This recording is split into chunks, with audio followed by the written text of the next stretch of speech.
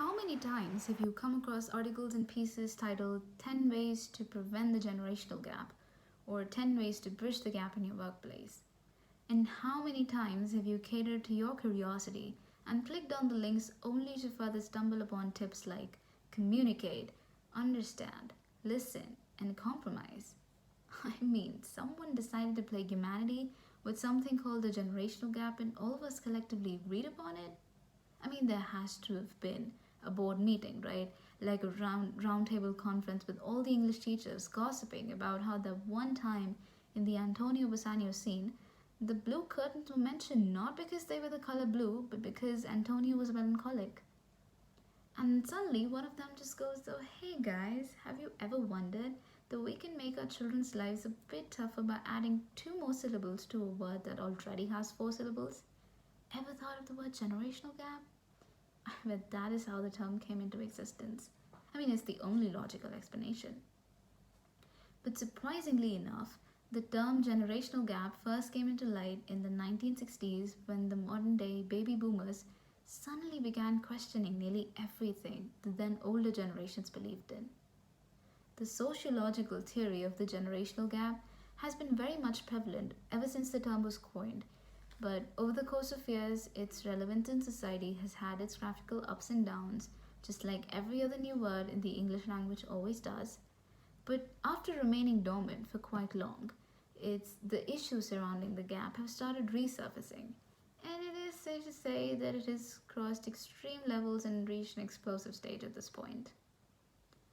But what is the generational gap anyway? Well, I like to think of it as an ages old war between multitudes of generations over some mere beliefs and taste that has resulted in absolutely nothing but increased levels of privacy invasion and oppression. However, the most important question still goes unanswered though. Is the gap real or is it just a myth? Is it just something that we've come up with because 95% of the ocean still remains unexplored and we had nothing better to do? I mean, I would know. I'm just a naive 17-year-old teenager, right? So, to satisfy my curiosity, I conducted a survey of sorts in pursuit of answers to my rather irrelevant questions. To provide tactical evidence for my hypothesis, I surveyed around 150 people of all ages, and here's what I asked them. To get a better picture of the crowd, I listed three sets of generations and asked which one each of them belonged to. Then I did this, and this. And this is what I observed from the results. The most obvious and most striking observation is how various generations perceive the concept of privacy and how individuals within a generation perceive the concept of privacy. Most of Generation X is more likely to feel that privacy at home is not necessarily needed. On the other hand, more than half of Generation Z strongly feels for one's privacy at home, while a good fraction of Gen Y finds itself stuck neutral somewhere in the middle. The second most prominent theme that I noticed was this. I like to call it the love triangle of generations. Allow me to explain. So, you know how in a love triangle there are three subjects, right? Out of the three of them, subject A and subject B make a couple because apparently they're in love. But suddenly, subject B starts to realize that something just does not feel right, and maybe the love is not real, and instinctively tries to find love in someone else by getting into another relationship. The another relationship in question is obviously with a new person, that is, our third subject, subject C. Meanwhile, in our original relationship, subject A still thinks that it is in a very happy and ideal relationship with their partner, subject B. And since subject B does not want to hurt either of them, it continues to be in a relationship with both subjects A and C. It's almost like subject B is saying, "You love me, but it does not necessarily mean that I feel loved by you." Very deep, right? But in the middle of all of this, there's always that one sane, about to go insane friend who is friends with either all three of them or just two of them. And this friend is wise enough to ask the couples to confess and sort things out. Now, when you equate this equation to the three generations, here's what you get.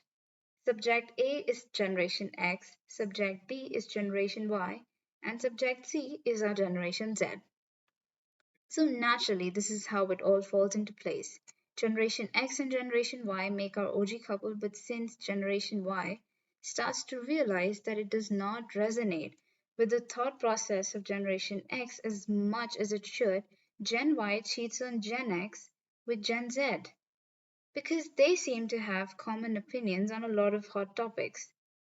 But at the same time, Gen Y does not want to be inconsiderate towards Gen X, so it continues to pretend to agree with a lot of Gen X's points of views, meaning Gen Y basically juggles between two relationships.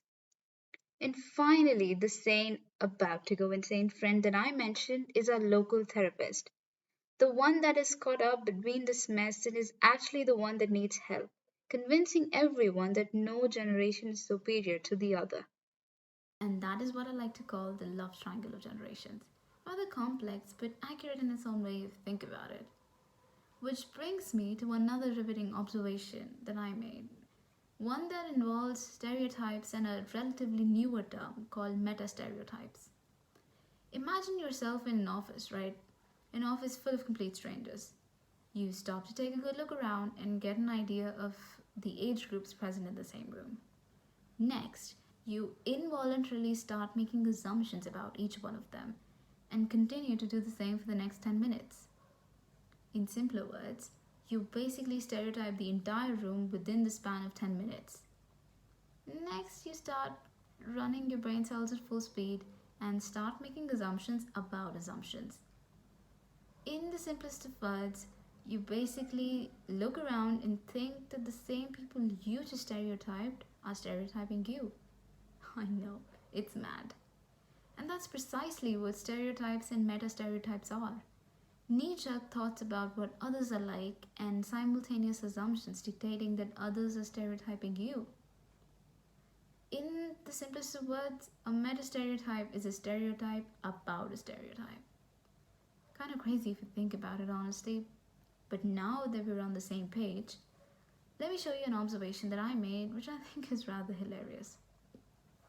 Out of the 148 responses that I received, over 100 of them were just mentioned only meta stereotypes, meaning over 100 people were simply ranting about how they think that other generations perceive them and absolutely losing over it in the form responses section. And if it isn't obvious enough, the rest of them just stereotyped the remaining and went on with their lives. But the most interesting part of it all is that their stereotypes and meta stereotypes were completely contradicting each other. For instance, Gen Z seemed to believe that the other generations think of them as ever so immature and irrational and impatient, when in reality it is actually quite the opposite. Generation X thinks while we are immature and impatient to some extent, which is a natural human tendency and common to every generation, we are also very much woke and self aware of our actions. Further, while Gen X thought that Gen Z is too egoistic and proud to ask for help and accept defeat when proven wrong, Gen Z intends to be more accepting of support in any and every form, actually. So, what are we doing? Why are we pointing out each other's flaws only to defend ourselves when clearly all three of us are equally responsible for all the conflicts? I'll tell you exactly what we're doing. We're constantly trying to fill in the gray areas. You see this one right on the screen? Yeah, we try so hard each day, every day. Fun fact, Gen X also assumed that Gen Z strongly feels for one's privacy at home irrespective of the context, situation, and condition, when in fact both Gen Y and Gen Z claim that privacy is needed and should be respected only to some extent depending from situation to situation, and that it goes both ways. So, you know how the five stages of grief work, right? Denial, anger, bargaining, depression, and acceptance. Now, look at this. Like I mentioned before, in terms of privacy, Gen X thinks that privacy at home is not needed. And Gen Z believes that it is very much needed, but only to some extent, whereas Gen Y is stuck in the middle, somewhat agreeing with both Gen X and Gen Z. Basically, Gen X is in denial, Gen Y is bargaining, and Gen Z is going through anger because they want privacy and no one is giving them any. So that's three stages of grief all of us have collectively touched upon. That leaves us with depression and acceptance. And here's the catch: we need to reach the fifth stage without touching the fourth stage. That is, we need to find and accept common mutual ground without touching the realms of depression. We have enough of that in older generations already. We so firmly try to bridge the gap, but why can't we just accept the fact that some differences cannot be bridged and that they were meant to be there? That some ideological disparities cannot be removed so easily. We really just need to live and let live. The reason why it's always been there but has been intensifying over the years only to reach an explosive stage is maybe because it was never meant to be bridged. That is, that maybe there is no way to bridge the gap.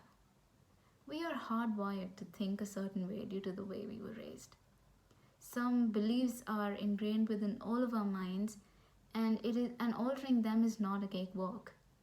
It is not easy to get rid of beliefs one grows up with, and that's a fact that simply cannot be changed. So many surveys have been conducted all over, and the common conclusion has always been to bridge the gap, to start Facebook and Instagram pages, to provide discussion boards and safe spaces for varied generations. But what if the solution lies in doing exactly the opposite? The sole objective of the survey that I conducted was to point out how irrelevant all of these disputes are in the modern world. Instead of trying to prove each other superior and inferior, we should really just use all the vast pool of combined knowledge to advance, be it technologically or socially or even culturally.